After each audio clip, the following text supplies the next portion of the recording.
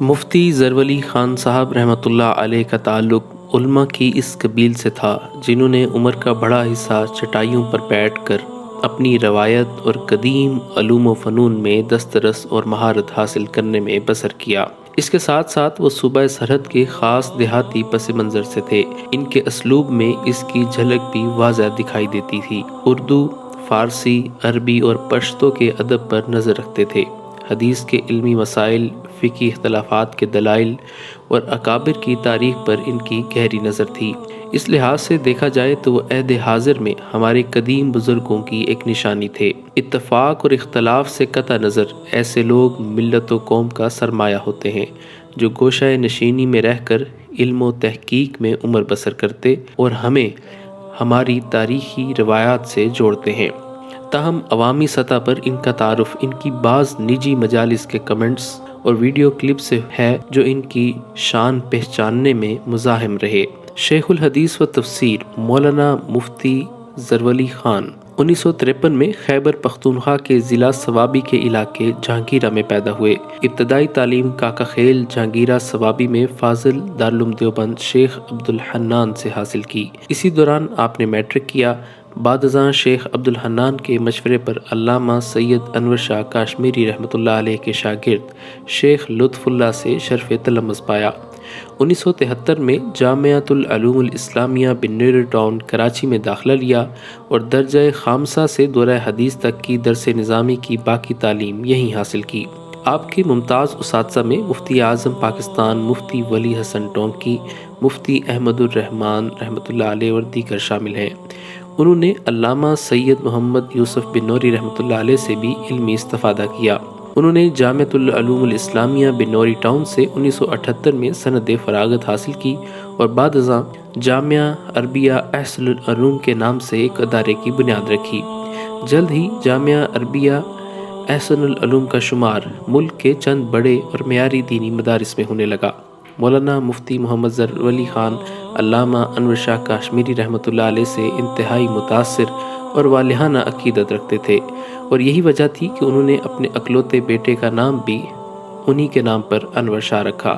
مولانا مفتی محمد ظرف خان رحمۃ اللہ علیہ کا سالانہ 40 روزہ دورہ تفسیر القرآن ملک بھر میں منفرد خصوصیت کا حامل تھا۔ دینی مدارس کی سالانہ تعطیلات کے موقع پر ملک بھر سے طلباء ان کے دورہ تفسیر قرآن میں شرکت کرتے تھے۔ نماز جمعہ کے بعد سوال و جواب کا خصوصی سیشن ہوا کرتا تھا جس میں وہ فی البدیہہ سوالوں کے جوابات حوالوں کے ساتھ دیا کرتے تھے اور یہ سلسلہ بھی عوام و خاص میں بے حد مقبول تھا۔ کچھ عرصہ قبل آپ کو سانس لینے میں دشواری کا مسئلہ درپیش آیا لیکن اس کے باوجود آپ آکسیجن لگا کر دروس کا سلسلہ جاری رکھتے۔ وفات سے کچھ عرصہ قبل ایک درس میں آپ نے اس دنیا سے رخصت ہونے کے متعلق بڑی عجیب گفتگو کی۔ میں نے انور شاہ کو کہا، انور شاہ وقت کم ہے، میری روانگی ہے، سفر طویل ہے، بیا بار مان را بس ہو کے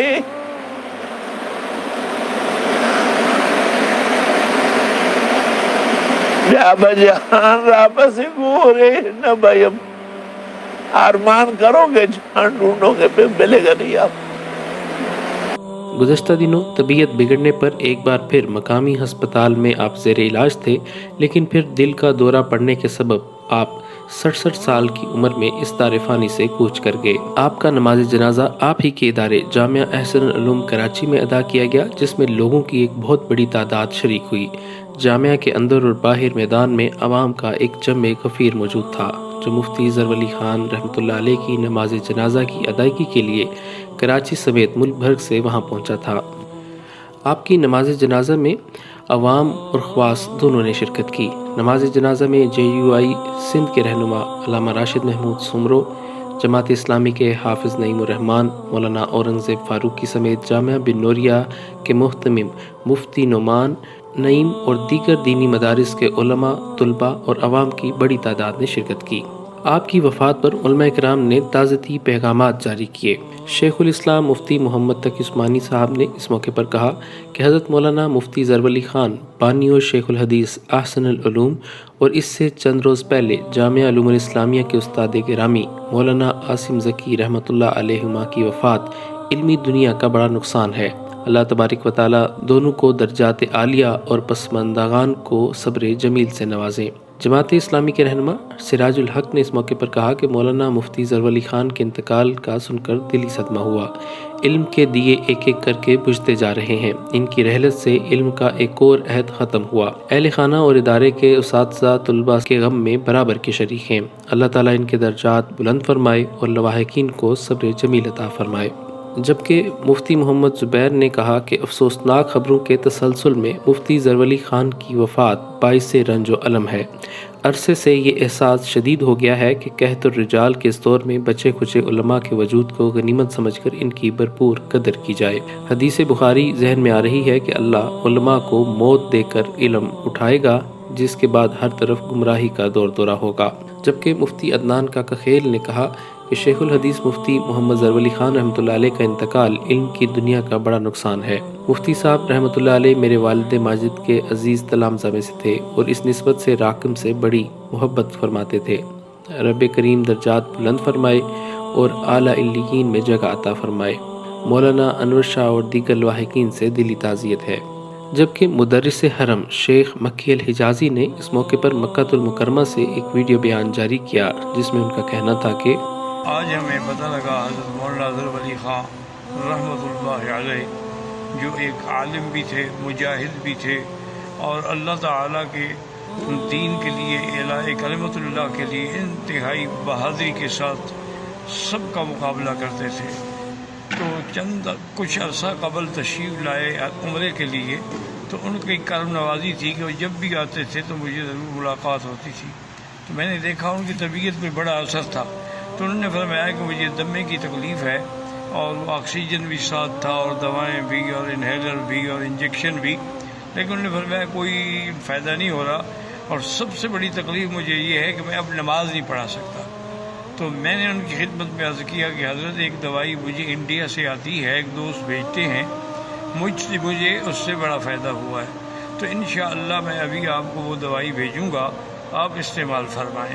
تو بہرحال میں نے ان کو دوائی بھیجی، بڑے خوش ہوئے اور بڑی دعائیں کیں، اور قاری لداد کی معرفت اپنی خوشی کا اظہار فرمایا کہ مجھے الحمدللہ اتنا فائدہ ہو گیا ہے کہ اب میں فجر کی نماز خود پڑھاتا ہوں۔ یہ ان کا ایک یعنی امتیاز تھا، ورنہ میں نے دیکھا ہے کہ مدارس میں جو بڑے علماء ہیں، جو محتمم ہیں یا شیخ الحدیث ہیں، وہ نماز نہیں پڑھاتے۔ یہ حضرت کا کمال تھا کہ ساری زندگی اپنے ادارے کی نماز خود پڑھاتے رہے۔